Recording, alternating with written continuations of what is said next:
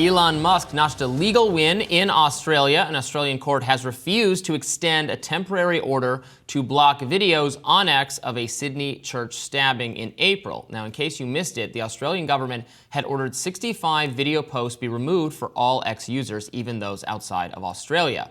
That order created an online feud between Musk and the Australian government, including Australia's Prime Minister. The Prime Minister at one point calling Musk, quote, an arrogant billionaire for refusing to take down the videos.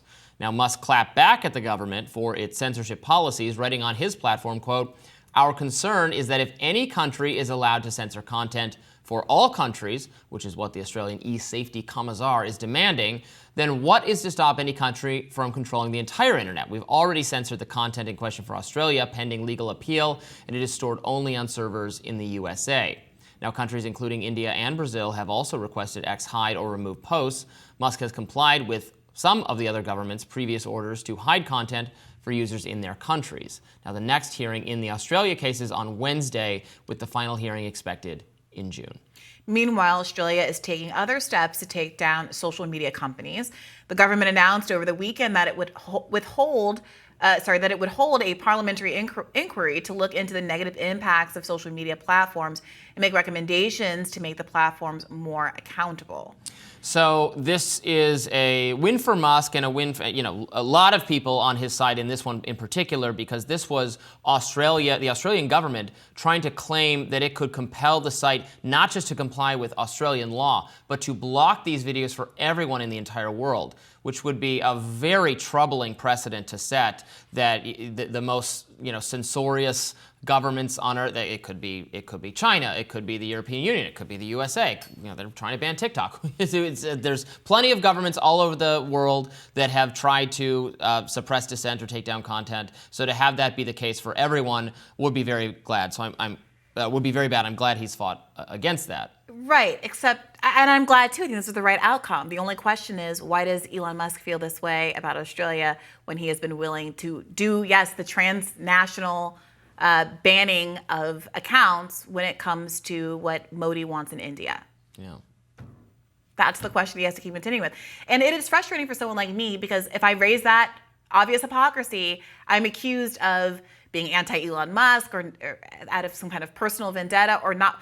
No, the guy is putting himself forward as being sincerely invested in free speech to the extent that he spent $44 billion of his own dollars on a company that's now valued at half as much in order to maintain it as a free speech space.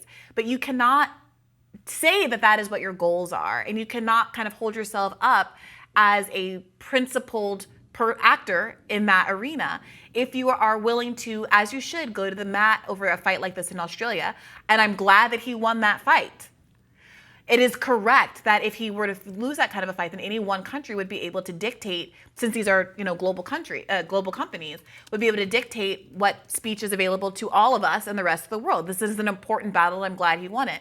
But why is it one thing for Australia and another thing for India and another thing for Brazil and another thing down the line? And the argument that some leftists have made, I'm thinking specifically of Ben Norton, is that it has to do with what his personal relationships are in terms of his constructing his cars in various companies, his manufacturing interests are in various countries that allow him or cause him to give more leeway to some. So I was just double checking. I do think one difference is that with India, it was only prohibiting the content for users within India itself. No, it was a global ban. I remember this very specifically. I just looked that up, and the position the Indian government has issued executive orders requiring X to act on specific accounts and posts subject to potential penalties, including fines and imprisonment.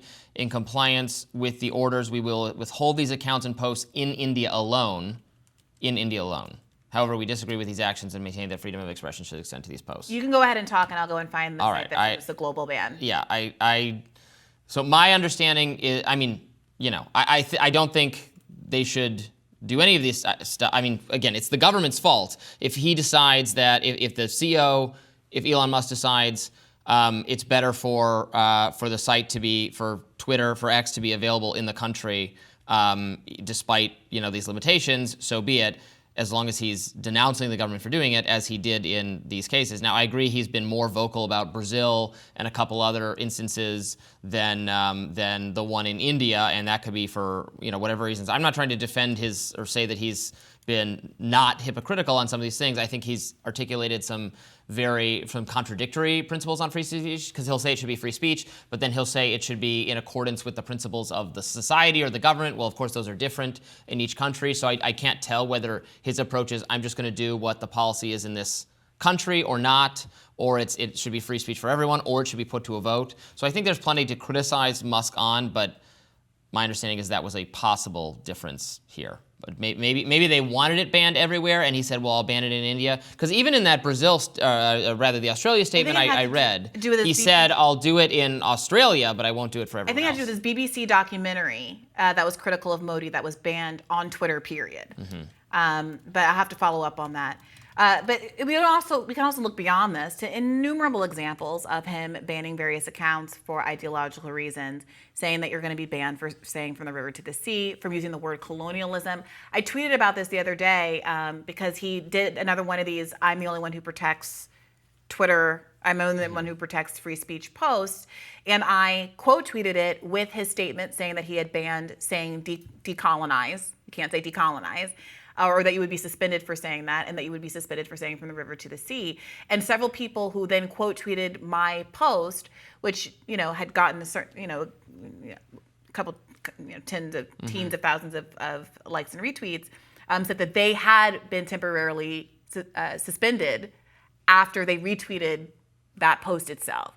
I mean, it's obvious on its face what's going on here, and it's frustrating because I do think a lot of us did hope that the censorship that the left had experienced in the previous iteration of Twitter ownership, that the kind of inconsistency with respect to the moderation would be cured by Elon Musk, that it would benefit us even if he didn't ideologically align with us, if he were really truly acting on principle, this way that kind of speech organizations historically have benefited conservatives that say the Ku Klux Klan or whatever when they're allowed to march, at the same time that we respect their rights because they also protect our interests as well. And that hasn't been what's been going on Twitter. Yeah, there's been a lot of confusion, and I think more clarity would be very useful, and I do think the new leadership should live up to its stated commitments on free expression more often, but I am glad to see Australia likely going down to defeat in this matter.